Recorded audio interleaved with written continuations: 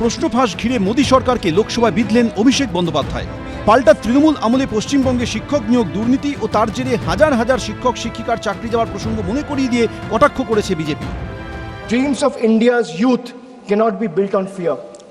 They can only be built on fairness, transparency and trust.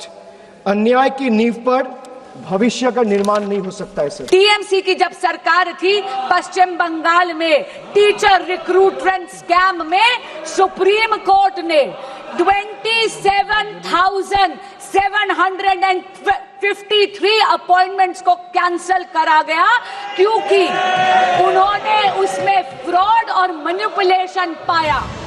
Kalighat তৃণমূলের তরফে মঙ্গলবার প্রশ্ন ফাঁস ইস্যুতে লোকসভায় বক্তব্য রাখেন অভিষেক বন্দ্যোপাধ্যায়।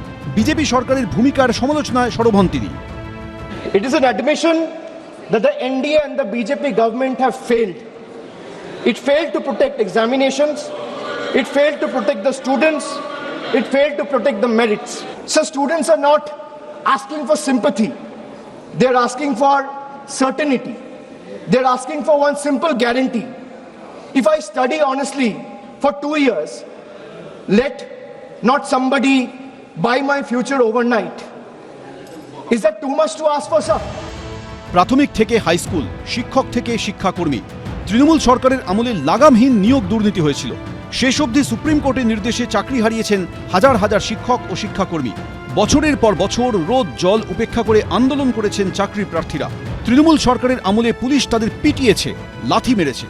অতীতের এই সব কথা মনে করিয়ে দিয়ে পাল্টা জবাব দিয়েছে বিজেপি।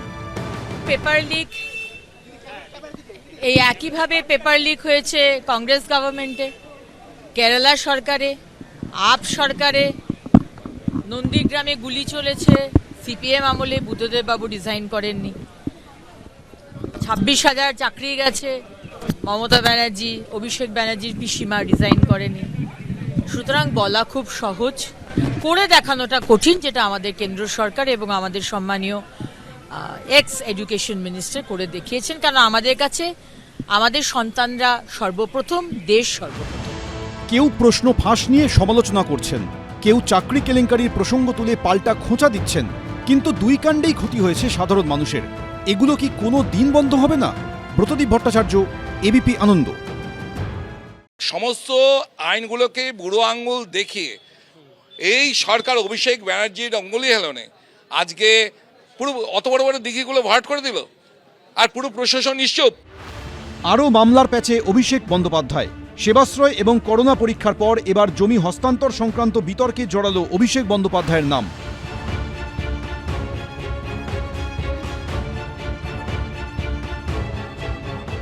অভিযোগকারী বিজেপি নেতা অভিজিৎ দাস ববি। এবার তৃণমূল সাংসদ অভিষেক বন্দ্যোপাধ্যায়ের বিরুদ্ধে ডায়মন্ড হারবারে 11টি দিঘি সহ 52 বিঘা সরকারি জমি হস্তান্তরের অভিযোগ করেছেন তিনি।